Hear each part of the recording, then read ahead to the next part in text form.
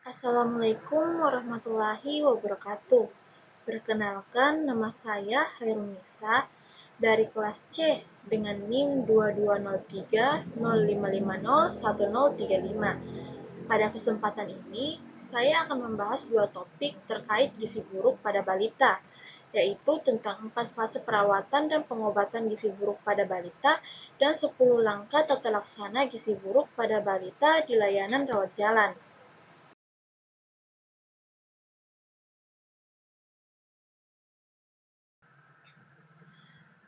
Topik pembahasan pertama yaitu ada 4 fase pada perawatan dan pengobatan gizi buruk pada balita.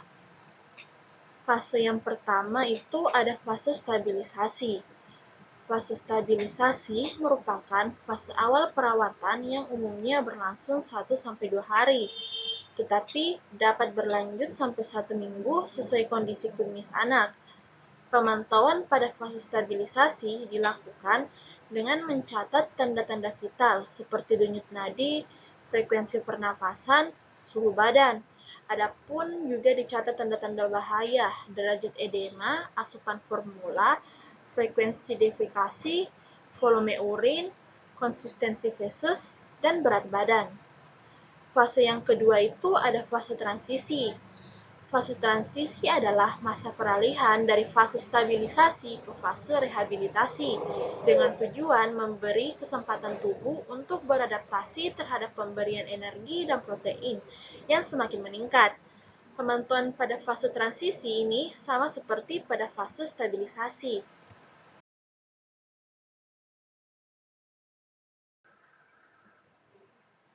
Fase yang ketiga, yaitu fase rehabilitasi. Fase ini dapat diberikan di layanan rawat jalan maupun rawat inap. Fase ini adalah fase pemberian makanan untuk tumbuh kejar. Energi yang diberikan itu sebesar 150-220 kilokalori per kilogram berat badan per hari dalam bentuk F100 atau RUTF. Dan ini diberikan secara bertahap dengan ditambah makanan yang sesuai dengan berat badan.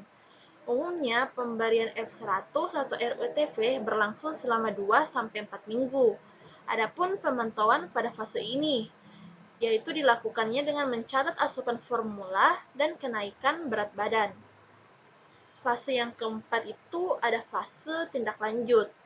Fase ini merupakan lanjutan pemberian makanan untuk tumbuh kejar dengan pemberian makanan keluarga dan pemberian makanan tambahan pemulihan atau biasa disebut dengan PMTP.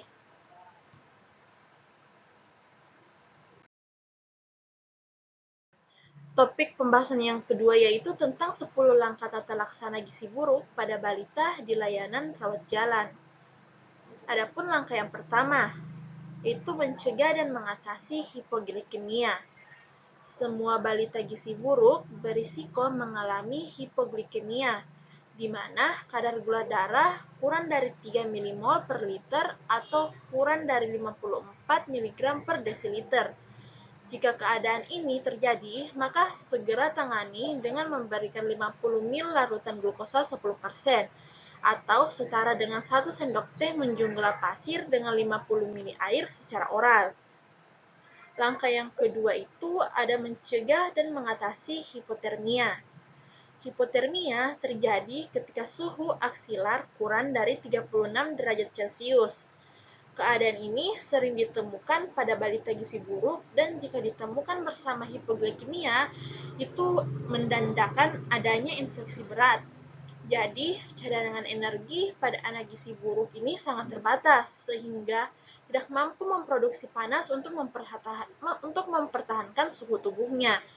Cara mencegah dan mengatasi hipotermia dengan menghangatkan tubuh balita dengan menutup seluruh tubuhnya, termasuk kepala, dengan pakaian dan selimut.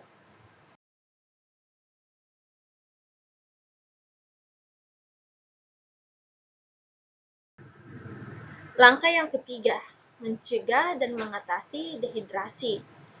Diagnosis dan derajat dehidrasi pada balita gizi buruk sulit ditegakkan secara akurat dengan tanda atau gejala klinis saja. Semua balita gizi buruk dengan diare atau penurunan jumlah urin akan dianggap mengalami dehidrasi. Cara mencegah dan mengatasi dehidrasi dengan memberikan resomal yang terbuat dari oralit yang diencerkan. Pemberian oralit pada anak gizi buruk itu harus diencerkan 2 kali agar kadar natriumnya itu menjadi lebih rendah untuk menghindari terjadinya retensi air, edema, dan gagal jantung. Kemudian ada gula pasir. Gula diberikan untuk menambah energi dan mencegah terjadinya hipoglikemia. Lalu ada juga larutan elektrolit atau mineral mix.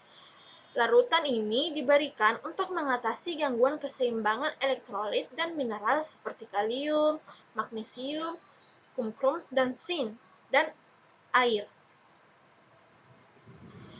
Langkah yang keempat, yaitu memperbaiki gangguan keseimbangan elektrolit. Pada anak gizi buruk, terjadi gangguan keseimbangan cairan, elektrolit, dan mineral. Untuk mengatasi gangguan keseimbangan elektronik ini, maka diberikanlah mineral mix yang ditambahkan ke dalam formula WHO, yaitu formula 75, formula 100, dan resomal. Tubuh anak gizi buruk relatif mengandung kadar natrium yang lebih tinggi dan kadar kaliumnya yang lebih rendah dibandingkan anak normal. Maka dari itu, pemberian cairan ini tidak boleh yang mengandung kadar natrium tinggi, dan anak harus mendapatkan tambahan kalium.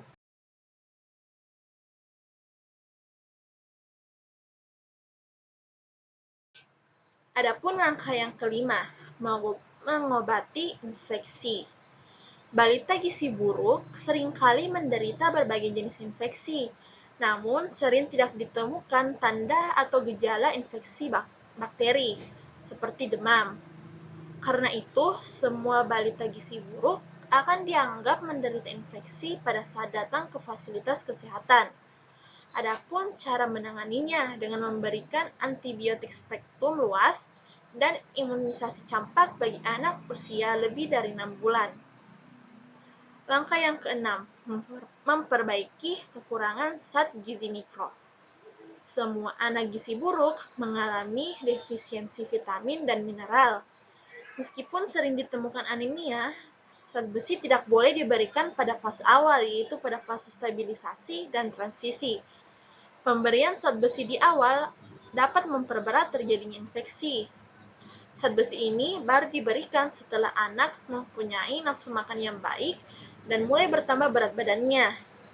Biasanya ini pada minggu kedua pada fase rehabilitasi.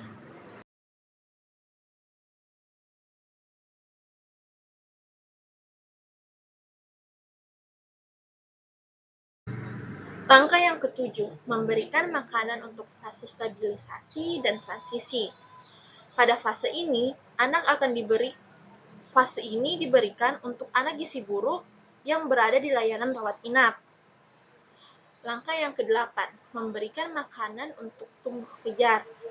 Pada fase rehabilitasi terjadi replesi atau pemulihan jaringan tubuh, sehingga diperlukan energi dan protein yang cukup. Cara menanganinya dengan memberikan energi sebanyak 150-220 kilokalori per kilogram berat badan per hari, protein sebanyak 4-6 gram per kilogram berat badan per hari. Adapun terapi gizi yang diberikan itu dapat berupa F100 atau RUTF yang secara bertahap akan ditambah makanan padat gizi. Langkah yang kesembilan, memberikan stimulasi untuk tumbuh kembang. Pada anak gizi buruk, terjadi keterlambatan perkembangan mental dan perilaku. Keterlibatan keluarga, terutama ibu, sangat diperlukan dalam memberikan stimulasi untuk tumbuh kembang anak. Stimulasi perkembangan diberikan melalui kegiatan menyenangkan dengan keluarga seperti sambil bermain atau menyanyi. Stimulasi terstruktur dilakukan secara intensif setiap hari selama 15-30 menit. Langkah ke-10, mempersiapkan untuk tindak lanjut di rumah. Persiapan untuk tindak lanjut di rumah dapat dilakukan sejak anak dirawat inap. Misalnya, melibatkan ibu dalam kegiatan merawat anaknya. Kriteria sembuh dari gizi buruk apabila berat badan menurut tinggi badan atau berat badan menurut panjang badan itu lebih dari min 2 standar deviasi dan nilainya itu lebih dari 12,5 cm dan tidak ada piting edema bilateral. Bila balita keluar dari layanan rawat inap setelah sembuh, maka balita dianjurkan untuk melakukan kontrol setelah pulang dan melengkapi imunisasi dasar ataupun ulangan sesuai program PPI.